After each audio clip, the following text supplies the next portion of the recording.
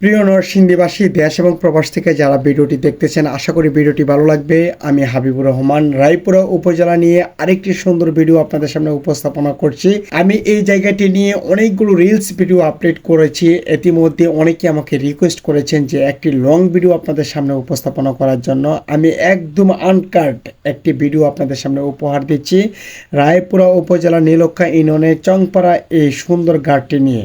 এই ঘাট থেকে চরা অঞ্চলে 6টি ইউনিয়নে যথারীতি নৌকা চলে। চরমুদুয়া, বাঁশগাড়ি, মির্জাচর, বেলুয়াছর, চাঁদপুর ইউনিয়ন এবং মধ্যনগর ইউনিয়নে। তাছাড়াও কিন্তু আরও বিভিন্ন জায়গায় এখান থেকে নৌকা যায়। এই দর্শনীয় স্থানটি কিন্তু মেঘনা নদীর পাড়ে অবস্থিত। এই মেঘনা নদীতে কিন্তু বর্ষাকালে অনেক মাছ ধরে এবং এই জায়গার ভিউটি বর্ষাকালে সবচেয়ে বেশি সুন্দর দেখা যায়। আর সেই সুন্দর জায়গাটি কিন্তু আমি আপনাদেরকে উপহার দিচ্ছি। তাই আপনাদের কাছে আমি অনুরোধ করব, আমাকে একটি লাইক, কমেন্ট এবং শেয়ার দিয়ে যান।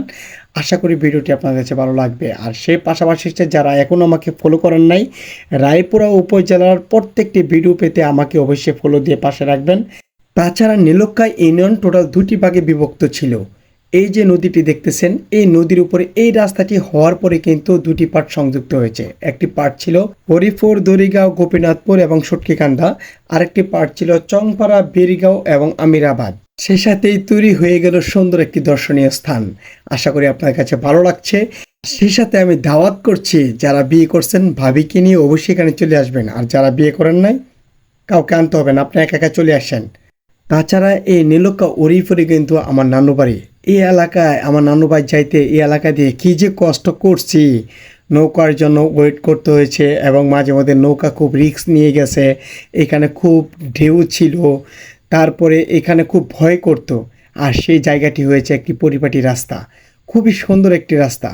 আমার নীলক্ষাবাসী, আমার নানুবাড়ি এলাকার মানুষ সকলের কাছে আমার রিকোয়েস্ট থাকবে, আপনারা যে এই ভিডিওটি দেখতেছেন সবাই যার যার প্রোফাইলে এই ভিডিওটি শেয়ার করে রেখে দেবেন। তাছাড়া নীলক্ষা আবুল হাশেম উচ্চ বিদ্যালয় হচ্ছেন বিএসসি টিচার হচ্ছেন আমার মামা শফিউল আলম বাচ্চু।